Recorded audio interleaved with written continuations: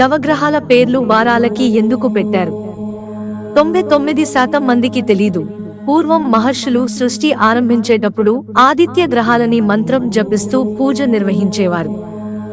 ఈ మంత్రం చదువుకోవాలంటే సామాన్య మానవులకి కుదరదని ఆ మహర్షి ఏం చేశారంటే నవగ్రహాలని తీసుకొచ్చి వారాలకి పేర్లు పెట్టారు. అవి మనం పిలుచుకునేటువంటి ఆదివారము, సోమవారము, మంగళవారము, బుధవారం, గురువారం, శుక్రవారం, శనివారం, రాహు, కేతువు అని పేర్లు పెట్టడం జరిగింది. ఈ రోజు ఏ వారం అని అడిగినప్పుడు 4 సార్లు ఆ వారం పేరుని తలుచుకుంటే శని పోతుంది అని చెబుతున్నారు. నవగ్రహాలు అంటే సూర్యుడు, చంద్రుడు, కుజుడు, బుధుడు, గురుడు, శుక్రుడు, శని, రాహువు మరియు కేతువు. ఈ 9 గ్రహాలు మానవ జీవితాలపై గణనీయమైన ప్రభావాన్ని చూపుతాయని నమ్ముతారు. ఇక్కడ భక్తులు వీటికి పూజలు చేస్తే ఖచ్చితంగా దోషాలు తొలగిపోతాయి అని ఇక్కడ భక్తులు విశ్వాసం.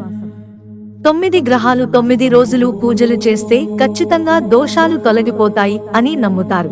వీటికి ప్రత్యేకమైన పూజలు నిర్వహిస్తారు. పువ్వులు, పండ్లు, దీపాలు, ధూపం, నైవేద్యం వంటి పూజా సామాగ్రిని సిద్ధం చేసుకోవాలి. ఒక్కో గ్రహానికి ఒక్కో మంత్రం ఉంటుంది. ఆ మంత్రాలను జపించాలి. అప్పుడు అవి పట్టునిస్తాయి.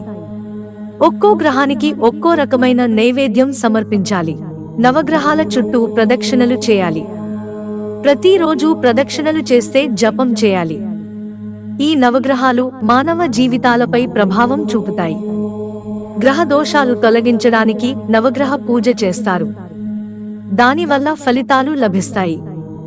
శుభ ఫలితాలు పొందడానికి నవగ్రహాల పూజలు నిర్వహిస్తారు. పూజను భక్తి శ్రద్ధలతో చేయాలి. గ్రహాలకు నిర్దేశించిన మంత్రాలను, నైవేద్యాలను సమర్పించాలి. నవగ్రహాలను వాటికి ఎదురుగా నిల్చుని పూజించడం చేయకూడదు.